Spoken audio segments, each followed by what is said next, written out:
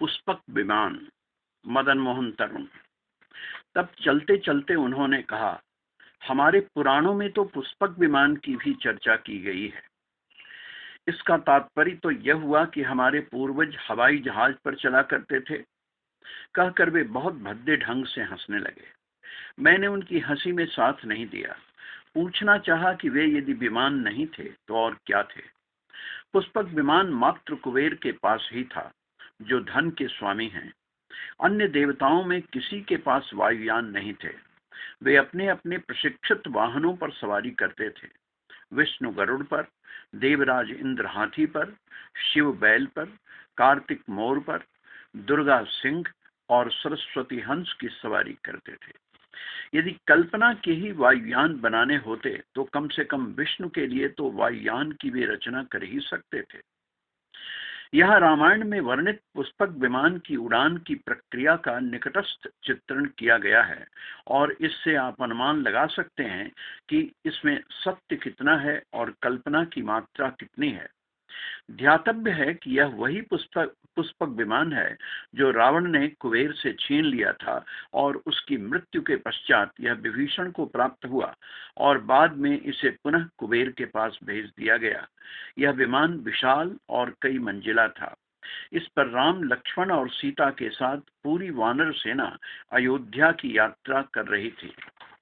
वाल्मीकि रामायण के युद्धकांड के सर्ग 123 में इसका चित्रण इस प्रकार हुआ है। पुष्पक विमान से अयोध्या की ओर प्रस्थान करते हुए राम सीता को आकाश से वे स्थान दिखाते हैं जहां से रावण तक पहुंचने के लिए उन्होंने कई दुष्कर कार्य किए थे। पुष्पक विमान घोर नाद करता हुआ हंस की भांति आकाश मार्ग से अयोध्या की ओर चला जा रहा था। नीचे जैसे ही लंका दिखाई पड़ी, श्री राम ने सीता को उसे दिखाते हुए कहा, कैलाश शिखराकारे त्रिकूट शिखरे स्थितम लंकामीक्षिस्व वैदेही निर्मिताम विश्वकर्मणा।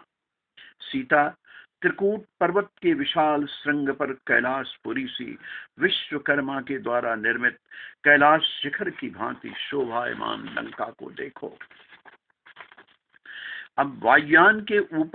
अब वायुयान सागर के ऊपर से गुजर रहा था।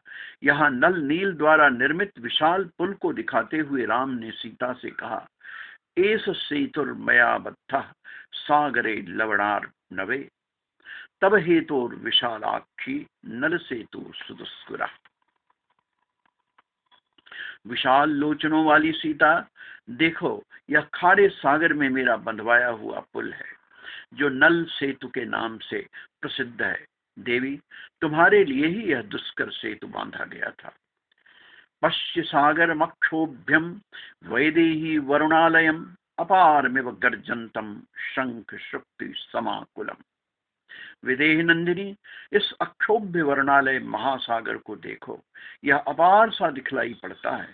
शंख और सीपियों से भरा यह सागर किस प्रकार गर्जन कर रहा है। अयोध्या पहुंचने के पूर्व यह वायुयान कई स्थलों पर रुका। जब वायुयान किष्किंधा के ऊपर से उड़ान भरने लगा तो राम ने सीता को बताया कि यहीं उन्होंने बालिका वध कर सुग्रीव का राज तिलक किया था।